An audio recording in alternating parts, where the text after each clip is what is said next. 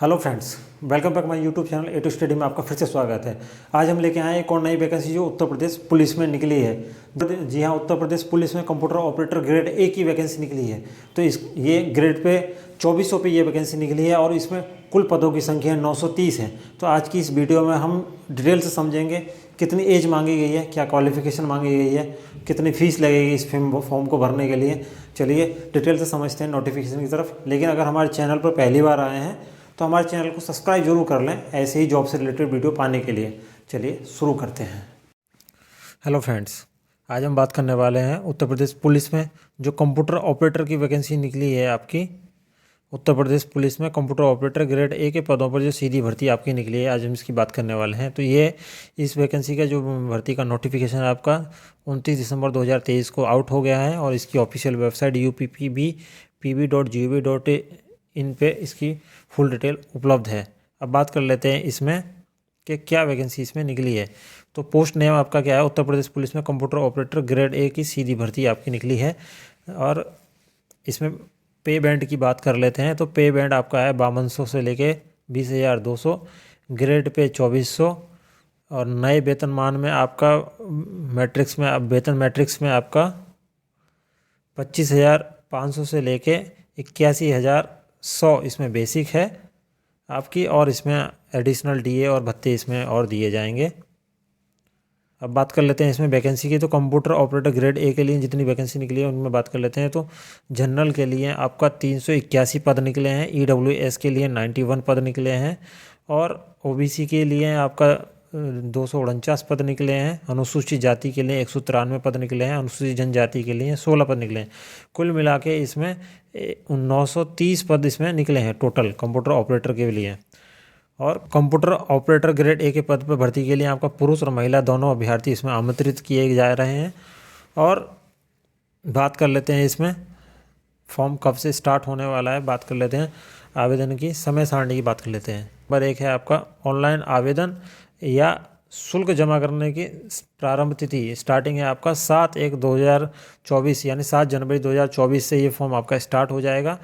तो आपका ऑनलाइन आवेदन या शुल्क जमा करने की लास्ट डेट आपकी है 28/1/2024। 28/1/2024 को इस फॉर्म की लास्ट डेट है भरने के लिए। आपका नंबर 3 है आपका शुल्क समायोजन, आवेदन शुल्क में संशोधन की अंतिम तिथि लास्ट डेट इसमें है संशोधन के लिए और फीस जमा करने के लिए आपका 30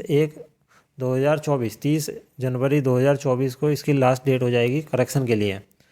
अब बात कर लेते हैं आवेदन शुल्क की। तो इस भर्ती प्रक्रिया के लिए आवेदन शुल्क आपका 400 रुपये इसमें फ़ीस लगेगी मांगी गई है। तो क्वालिफिकेशन की बात कर लेते हैं तो इसमें आपका इंटरमीडिएट परीक्षा हो, आपका भौतिक शास्त्र और गणित विषय के साथ में उत्तीर्ण होना चाहिए। आपका इंटरमीडिएट आपका भौतिक शास्त्र गणित विषयों के साथ उत्तीर्ण होना चाहिए। और आपके साथ में क्या होना चाहिए इसमें, और इसके साथ में क्या होना चाहिए, भारत सरकार के द्वारा आपका डॉइक से आपका कंप्यूटर का ओ लेवल आपके पास होना चाहिए, कम से ओ लेवल हो। सरकार द्वारा इसके कोई समक्ष कोई अन्य परीक्षा आपने उत्तीर्ण की हो तो इस फॉर्म को आप भर सकते हैं उसके लिए, है ना।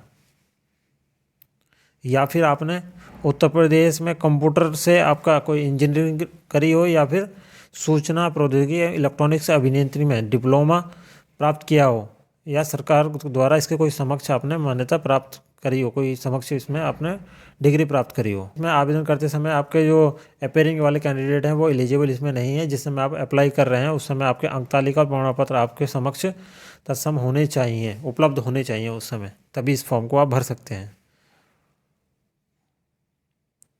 और अधिमान्य अर्हता की हमने बात करिए, अधिमान्य अर्हता की बात कर लेते हैं। तो जो कैंडिडेटों के एक से एक समान नंबर आएंगे उनके लिए नंबर 1 प्रायोरिटी उसको दी जाएगी जिसने न्यूनतम 2 वर्ष की सेना में पारदेशी सेना में उसने सेवा करी हो, उसको प्रायोरिटी। फिर उस नंबर 2 पॉइंट है उसने राष्ट्रीय कैडेट कोर का 20 सर्टिफिकेट उसने प्राप्त किया हो तो उसको प्रायोरिटी दी जाएगी। नंबर 3 है केंद्र सरकार या राज्य द्वारा कंप्यूटर हार्डवेयर कंप्यूटर नेटवर्किंग का पाठ्यक्रम सफलतापूर्वक उत्तीर्ण उसने किया हो तो आप उनको जो समान नंबर पाएंगे उनके लिए उनको अधिमान्य अर्हता के रूप में छूट दी जाएगी। आयु की बात कर लेते हैं।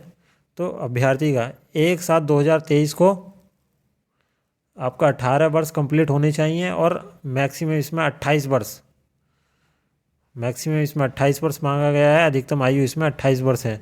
और जिनकी जो डेट ऑफ बर्थ है वो आपकी 1/7/1995 से पहले और 1/7/2005 के बाद की ना हो, इनके बीच की डेट ऑफ बर्थ आपकी होनी चाहिए। और आयु में छूट के लिए आपके केवल उत्तर प्रदेश के मूल निवासी ही होना चाहिए, जब भी आप इसमें आयु में छूट ले सकते हैं। शारीरिक स्वास्थ्य की बात कर लेते हैं तो मानसिक और शारीरिक दृष्टि से उसका स्वास्थ्य एकदम अच्छा होना चाहिए, तभी उनको इस फॉर्म को भरना चाहिए। लिखित परीक्षा आपकी वस्तुनिष्ठ प्रकार की यानी एमसीक्यू टाइप की ऑनलाइन परीक्षा इसमें होगी और 2 घंटे का पेपर होगा आपका इसमें, और कुल प्रश्न 160 प्रश्न इसमें होंगे और प्रत्येक प्रश्न का क्वेश्चन का जो 1.25 यानी 1.25 अंक हर क्वेश्चन का इसमें दिया जाएगा। परीक्षा जो है आपका कुल आपका होगी आपका 200 अंक की, और लिखित परीक्षा में आपका सामान्य ज्ञान आएगा नंबर 1, नंबर 2 आपका मानसिक अभिरुचि, और नंबर 3 आपका तार्किक शक्ति, और नंबर 4 कंप्यूटर विज्ञान से क्वेश्चन उसमें आने वाले हैं आपके पेपर में। और वो भी आएंगे आपके न्यूनतम शैक्षिक योग्यता के अनुसार, जो इसमें मांगी गई है फॉर्म के अंदर, उसमें उसके अनुसार इसमें आपके क्वेश्चन आएंगे। और अगर एक से अधिक पाली में ये पेपर होता है तो उसमें नॉर्मलाइजेशन किया जाएगा, और ये उसका फॉर्मूला है नॉर्मलाइजेशन का। नंबर 2 बात है, लिखित परीक्षा में न्यूनतम आपको 40% नंबर आपको लाने होंगे, 40% आपके होने चाहिए। नॉर्मली या नॉर्मलाइजेशन के द्वारा हो तो मिनिमम आपको 40% अंक आपको प्राप्त करने होंगे लिखित परीक्षा में। और लिखित परीक्षा में उत्तीर्ण होने के बाद अभ्यर्थी को कंप्यूटर टंकन की परीक्षा के लिए बुलाया जाएगा, कंप्यूटर परीक्षा के लिए बुलाया जाएगा। अब बात कर लेते हैं तो कंप्यूटर टंकन के लिए क्या है। कंप्यूटर टंकन परीक्षा के लिए तो उसकी जो टंकन की गति है, हिंदी में आपका न्यूनतम 25 शब्द और अंग्रेजी में 30 शब्द प्रति मिनट के हिसाब से उसको आना चाहिए टाइपिंग का।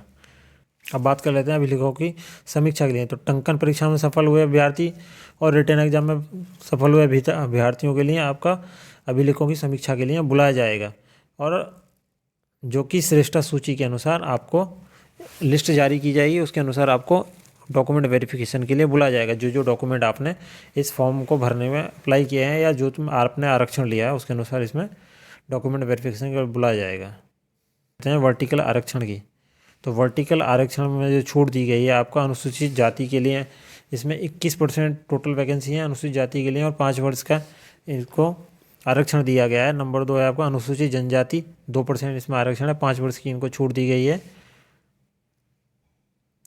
और बात कर लेते हैं ओबीसी के लिए। ओबीसी के लिए भी 5 वर्ष की छूट है, 27% को उसका कोटा है, और ईडब्ल्यूएस के लिए आपका 10% इसमें वैकेंसी में आरक्षण दिया गया है। जैसे आपका क्षेत्रीय यानी हॉरिजॉन्टल आरक्षण की बात कर लेते हैं तो स्वतंत्रता सेनानी जो आपके हैं उनको 2% आरक्षण दिया गया है, भूतपूर्व सैनिक के लिए 5% और 3 वर्ष की छूट भी साथ में है, और महिला कैंडिडेट के लिए 20% इसमें छूट दी गई है टोटल वैकेंसी के अंदर।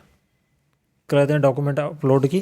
तो जो आपने शैक्षिक योग्यता और आरक्षण प्राप्त किए हैं उनके जो डॉक्यूमेंट है आपका डिजी लॉकर के माध्यम से इसमें अपलोड किए जाने हैं, और जिनके कैंडिडेट के पास में डिजी लॉकर पर डॉक्यूमेंट अपलोड नहीं है तो उनको स्कैन करके ये डॉक्यूमेंट अपलोड करने हैं। फ़ोटो साथ में इसमें फ़ोटो और सिग्नेचर भी अपलोड करने हैं, और उस फ़ोटो की डिटेल्स इसमें क्लियरली दी गई है। आपका वाइट बैकग्राउंड इसमें होना चाहिए, वाइट और हल्के ग्रे रंग की सफ़ेदी के साथ में भूमि पृष्ठ बैकग्राउंड होना चाहिए, 6 महीने से पुराना ना हो, और डिटेल्स आप इसमें देख लें फ़ोटो की। कंप्यूटर की, तो कंप्यूटर में आपका डॉइक से ओ लेवल का इसमें सर्टिफिकेट आपका किया होना चाहिए, डॉइक से ओ लेवल का। और अगर डॉइक से ओ लेवल आपके पास नहीं है तो आपका 10+2 करने के बाद में आपने कंप्यूटर की ये जो नीचे लिस्ट दी गई है उसमें से 1 साल का डिप्लोमा हासिल किया हो, तब भी आप उसमें फॉर्म अप्लाई कर पाएंगे। तो आगे भी इसमें लिस्ट में दिए गए हैं सारे डिप्लोमा। तो टोटल मिला के इसमें लिस्ट में 28 और सर्टिफिकेट दिए गए हैं डिप्लोमा के। तो उनको आप जिन कैंडिडेटों ने ये भी किए हुए हैं लिस्ट में चेक कर लें, तो वो भी इस फॉर्म को अप्लाई कर सकते हैं। हाँ, तो फ्रेंड्स ये थी आपको उत्तर प्रदेश पुलिस में आपका कंप्यूटर ऑपरेटर की वैकेंसी, और टोटल नंबर ऑफ़ वैकेंसी इसमें 930 वैकेंसी दी गई है। तो ये काफ़ी अच्छी वैकेंसी है। ऐसे ही जॉब से रिलेटेड वीडियो जानने के लिए हमारे चैनल को सब्सक्राइब करें। थैंक यू, मिलते हैं नेक्स्ट वैकेंसी में।